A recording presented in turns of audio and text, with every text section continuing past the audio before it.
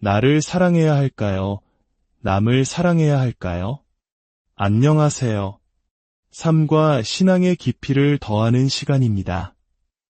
오늘 우리는 현대사회에서 가장 많이 듣는 말 중 하나에 대해 이야기해 보려고 합니다. 바로 자기 자신을 사랑하라는 메시지입니다. 서점에는 자존감을 높이고 스스로를 아끼라는 책들이 가득하고 미디어는 끊임없이 나를 위한 시간, 나를 위한 선물을 강조합니다. 이 메시지는 너무나 달콤하고 당연하게 들립니다. 하지만 과연 이것이 우리가 추구해야 할 유일한 진리일까요? 오늘 이야기가 여러분의 마음에 깊은 울림을 준다면 이 은혜로운 깨달음을 주변 분들과도 나눠주시길 바랍니다. 좋아요와 구독으로 저희와 함께 해주신다면 더 많은 분들에게 하나님의 따뜻한 위로와 지혜를 전하는 데 큰 힘이 될 것입니다. 여러분의 삶에 하나님의 평안이 언제나 가득하기를 진심으로 기도합니다. 얼마 전 아내가 제게 간단한 심부름을 시켰습니다. 마트에 가서 우유 한 통만 사오라는 것이었죠. 아주 간단한 임무처럼 보였습니다. 하지만 요즘 마트에 가보신 분들은 아실 겁니다. 우유 하나 사는 것이 예전처럼 간단한 일이 아니라는 것을요. 제가 어렸을 때만 해도 우유는 그냥 우유였습니다. 기껏해야 흰 우유, 딸기 우유, 초코 우유 정도가 전부였죠. 하지만 지금은 어떻습니까? 저지방, 무지방은 기본이고 유당 소화가 어려운 분들을 위한 락토프리 우유, 그리고 귀리 우유, 아몬드 우유, 쌀 우유, 코코넛 우유 같은 온갖 종류의 식물성 우유까지 있습니다. 저는 가끔 궁금합니다. 도대체 아몬드에서 어떻게 우유를 짜내는 걸까요? 정말 신기한 세상입니다. 그렇게 복잡한 우유 코너를 멀리서부터 샅샅이 훑어보며 아내가 원하는 바로 그 우유를 찾고 있었습니다. 마침내 딱 하나 남은 것을 발견했습니다. 정말 딱 한 통이었습니다. 제가 그 우유를 향해 발걸음을 내딛는 순간 제 옆쪽으로 다른 남성 한 분이 보였습니다. 그분 역시 아내의 심부름을 나왔음이 분명해 보이는 얼굴로 제가 찜해놓은 바로 그 마지막 우유 한 통을 매서운 눈으로 쳐다보고 있었습니다. 자, 이 상황에서 하나님의 사람, 크리스천인 저는 어떻게 행동했을까요? 아마 여러분은 제가 이렇게 했을 거라고 기대하실지 모릅니다. 선생님, 이 마지막 남은 우유는 선생님께서 가져가십시오. 아내분께 칭찬받으셔야죠. 저는 괜찮습니다. 아내에게 좀 혼나면 되죠. 물론 그렇게 하지 않았습니다. 저는 옆에 있던 5살짜리 꼬마 아이를 밀치고, 농담입니다. 아이를 밀치진 않았지만 그 남성분을 향해 어깨를 낮추고 NFL 선수처럼 돌진했습니다. 그리고 성부와 성자와 성령의 이름으로, 는 아니고 어쨌든 재빠르게 그를 제치고 우유를 쟁취한 뒤 승리감에 도취되어 유유히 자리를 떠났습니다. 왜 우리는 이런 행동을 할까요? 답은 간단합니다. 우리 자신을 최우선으로 두는 것이 인간에게 가장 자연스러운 본능이기 때문입니다. 동의하신다면 조용히 고개를 끄덕여 보세요. 만약 동의하지 못하시겠다면 제가 증명해 보이죠. 여러분이 다른 5명과 함께 단체 사진을 찍었다고 상상해 보세요. 그 사진을 받아들었을 때 가장 먼저 누구의 얼굴을 확인하시나요? 바로 자기 자신입니다. 그리고 그 사진이 잘 나온 사진인지 아닌지를 어떻게 판단하시나요?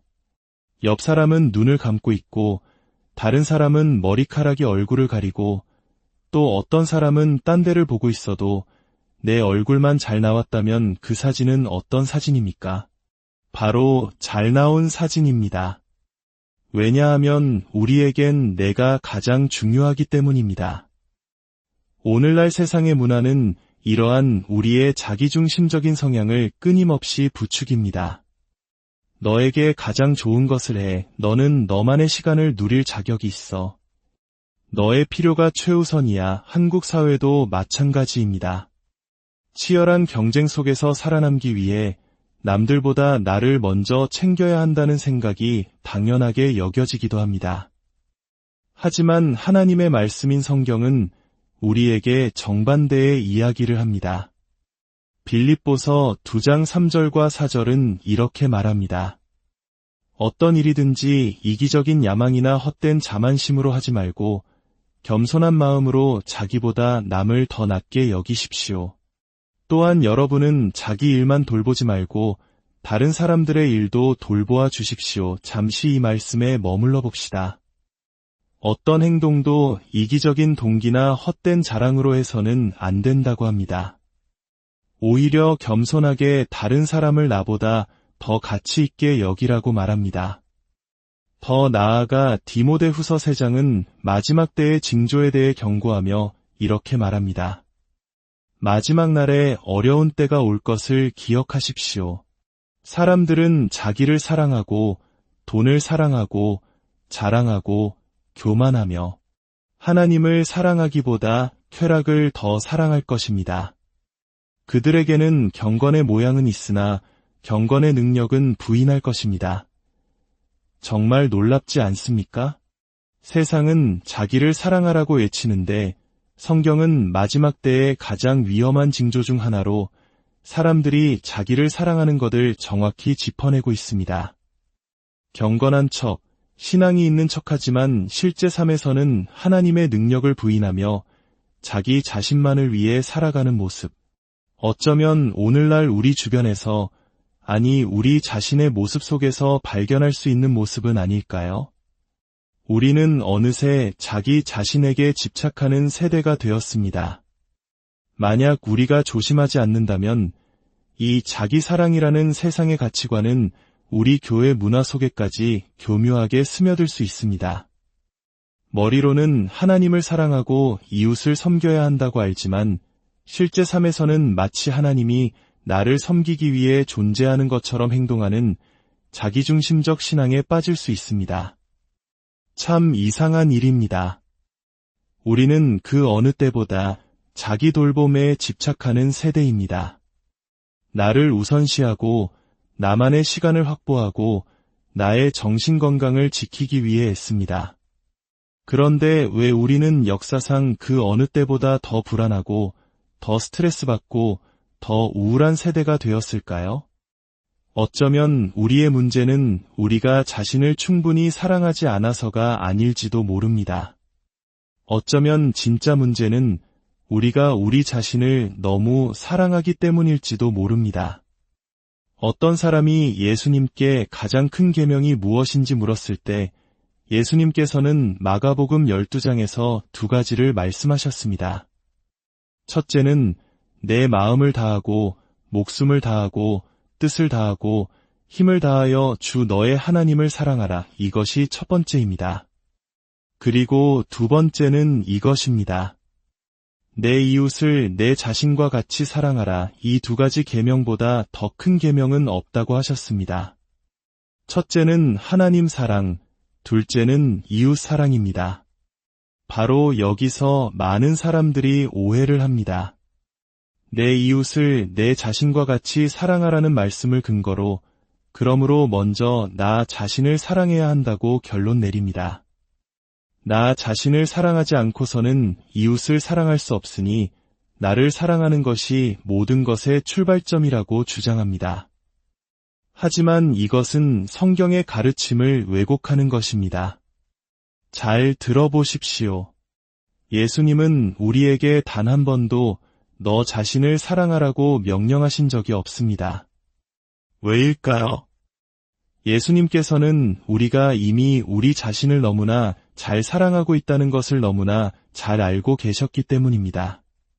이것은 명령이 아니라 인간의 본성에 대한 지극히 당연한 가정이었습니다.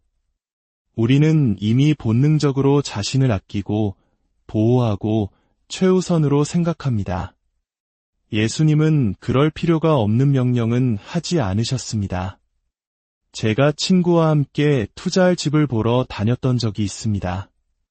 한 집의 뒷마당을 둘러보고 있는데 정말 무섭게 생긴 맹견 한 마리가 맹렬하게 짖으며 저희를 향해 달려왔습니다.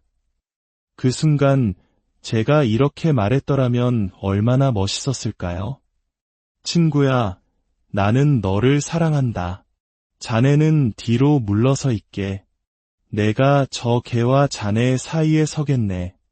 친구를 위해 개에게 물려 죽는 것보다 더 위대한 사랑은 없지 않은가. 하지만 제가 어떻게 했을 것 같습니까? 각자 도생입니다. 저는 제 옆에 있던 친구를 개가 달려오는 방향으로 밀어버리고 반대 방향으로 도망쳤습니다. 다행히도 그 개는 쇠사슬에 묶여 있었고 제 친구는 무사했습니다. 물론 그날 우리는 함께 그 집을 사지 않았습니다.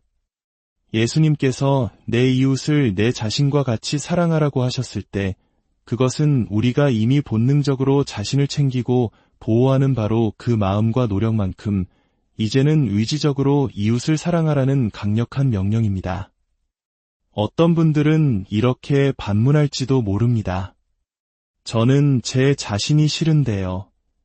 제 외모에 이런 점이 마음에 안 들고 제 성격에 저런 점이 싫어요. 그러니 저는 저를 사랑하지 않는 것 아닌가요?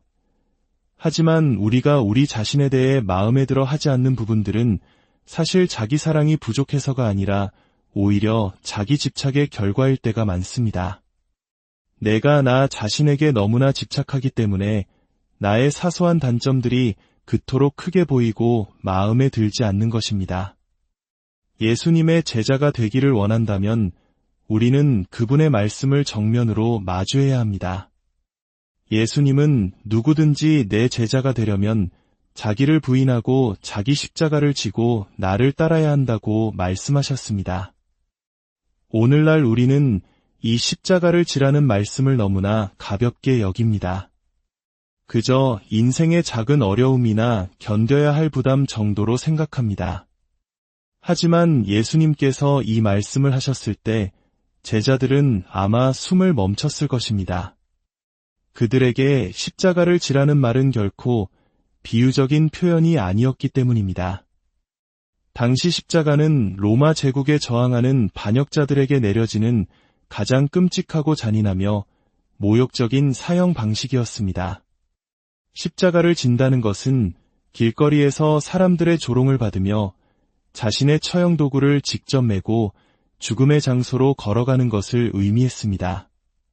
그것은 자신의 모든 권리, 희망, 생명까지도 포기하고 완전한 죽음과 굴욕을 받아들인다는 뜻이었습니다.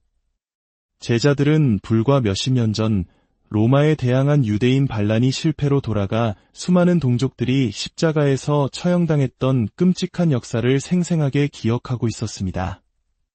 예수님께서 이 말씀을 하신 곳 근처에 바로 그들의 친척이나 이웃이 매달렸던 십자가가 여전히 서 있었을지도 모릅니다. 따라서 예수님께서 자기를 부인하고 자기 십자가를 지고 나를 따르라고 하셨을 때 그것은 내 삶의 주도권을 내려놓고 너의 뜻과 욕망에 대해 죽고 그리고 나서 나를 따르라는 충격적인 선언이었습니다. 예수님을 따른다는 것은 나라는 존재를 더 대단하게 만드는 것이 아닙니다. 오히려 나라는 존재에 대해 죽는 것입니다. 사도 바울은 갈라디아서 2장 20절에서 이렇게 고백했습니다. 나는 그리스도와 함께 십자가에 못 박혔습니다. 그러므로 이제는 내가 사는 것이 아니요 오직 내 안에 그리스도께서 사시는 것입니다. 이제 내가 육체 가운데 사는 것은 나를 사랑하사 나를 위하여 자기 자신을 버리신 하나님의 아들을 믿는 믿음 안에서 사는 것입니다. 옛 자아는 죽었습니다. 이제 내 안에서 그리스도께서 사십니다. 내 삶은 더 이상 나의 것, 나의 욕망, 나의 꿈을 위한 것이 아닙니다. 이기적이고 죄로 가득한 나의 본성은 죽었습니다. 이제 그리스도께서 내 삶의 주인이십니다. 자, 이제 우리 자신에게 정직하게 질문해 볼 시간입니다. 이 질문을 마음 깊이 새기고 오랫동안 묵상해 보시길 바랍니다. 내 삶의 어떤 영역에서 나는 하나님과 이웃을 사랑하는 것보다 나 자신을 더 사랑하고 있는가? 그리고 더 나아가 이렇게 질문해 보십시오. 그렇다면 하나님께서는 내가 무엇을 하기를 원하시는가? 저는 제 시간에 대해 굉장히 이기적인 사람입니다. 늘 바쁘고 모든 것이 긴급하며 항상 압박감 속에 살아갑니다. 그래서 누군가가 제 계획에 없던 부탁을 하면 속으로 이건 내 계획에 없었는데 하며 불편해하곤 했습니다. 그러다 예수님의 삶을 깊이 묵상하게 되었습니다. 예수님께서도 군중을 떠나 홀로 아버지 하나님과 시간을 보내시며 자신을 돌보셨습니다. 하지만 그 목적은 결코 이기적인 것이 아니었습니다. 그분은 비우기 위해 채우신 것이 아니라 내어주기 위해 채우셨습니다. 그리고 예수님의 사역을 살펴보면 가장 위대한 기적과 치유, 가르침의 순간들은 대부분 계획에 없던 일이었습니다. 어디론가 가시는 길에 만난 사람들을 통해 예상치 못한 방해와 요청을 통해 하나님의 놀라운 역사가 일어났습니다. 그때 깨달았습니다. 하나님과 함께하는 가장 특별한 순간들, 그리고 우리가 이웃을 진정으로 사랑하는 순간들은 종종 방해라는 이름으로 찾아온다는 것을요. 우리 인생에서 가장 중요한 것은 우리가 무엇을 성취하느냐가 아니라 우리가 어떻게 사랑하느냐입니다. 훗날 사람들이 저를 기억할 때 그는 많은 일을 이룬 사람이야 라고 말하는 것보다 그는 진심으로 사랑했고 깊이 사랑했고 잘 사랑했던 사람이야 라고 말해주기를 소망합니다. 세상의 문화는 우리에게 이렇게 말합니다. 자신을 대접하고 자신을 최우선으로 여기고 너의 삶에 가치를 더하지 않는 사람은 잘라내라고 말입니다. 하지만 그것은 복음이 아닙니다. 예수님께서는 우리에게 이렇게 가르치셨습니다. 예수님은 우리에게 자신을 높이라고 부르지 않으시고 자신을 낮추라고 부르셨습니다. 자신을 대접하라고 부르지 않으시고 자신을 부인하라고 부르셨습니다. 자신을 섬기라고 부르지 않으시고 다른 사람을 섬기라고 부르셨습니다. 자신을 첫째로 두라고 부르지 않으시고 자신을 마지막에 두라고 부르셨습니다. 자신의 쾌락을 찾으라고 부르지 않으시고 하나님의 뜻을 추구하라고 부르셨습니다. 우리의 소명은 자기 사랑이 아닙니다. 자기 긍정도, 자기 정당화도 아닙니다. 우리의 소명은 자기 부인입니다. 물론 이것이 우리 자신을 학대하거나 돌보지 말라는 의미는 아닙니다. 휴식을 취하고 건강을 챙기는 것은 중요합니다. 하지만 그 동기가 중요합니다. 만약 자기 돌봄의 동기가 오직 나 자신만을 위한 것이라면 그것은 이기심입니다. 그러나 하나님의 영광을 위해 그리고 하나님과 이웃을 더 잘 사랑하고 섬기기 위해 정신적으로, 감정적으로, 육체적으로, 영적으로 건강해지려는 동기라면 그 자기 돌봄은 결코 이기적인 것이 아닙니다. 그것은 하나님께서 맡겨주신 삶을 잘 가꾸는 거룩한 청지기의 자세입니다. 기억하십시오. 우리는 자기 사랑을 통해서는 결코 행복에 이를 수 없습니다. 자기 돌봄만으로는 의미 있는 관계나 삶의 목적, 내면의 평화를 얻을 수 없습니다. 자기 사랑은 언제나 자기라는 한계 안에 갇히기 때문입니다. 하지만 우리를 향한 하나님의 사랑은 무한하며 그 사랑 안에서 우리는 진정한 만족과 자유를 누릴 수 있습니다. 그러므로 우리는 하나님의 자비하심에 힘입어 우리 자신을 하나님께서 기쁘게 받으실 거룩한 산제물로 드려야 합니다. 나 자신에 대해 죽고 내 마음과 뜻과 힘을 다해 하나님을 사랑하며 이미 나 자신을 사랑하는 바로 그 마음으로 나의 이웃을 사랑하는 삶. 그것이 바로 예수님께서 우리를 부르신 제자의 길입니다. 아버지 하나님, 세상의 이기적인 가르침과 거짓된 속삭임 속에서 저희를 지켜주시고 저희의 마음을 새롭게 하여 주시옵소서. 자기중심적인 신앙에서 벗어나 날마다 저 자신을 부인하고 십자가를 지고 주님을 따르게 하옵소서. 그리하여 저희의 삶이 무엇을 성취했는지가 아니라 어떻게 사랑했는지로 기억되게 하시고 오직 주님을 사랑하고 이웃을 섬기는 삶을 통해 하나님께 영광 돌리게 하옵소서. 우리 주 예수 그리스도의 이름으로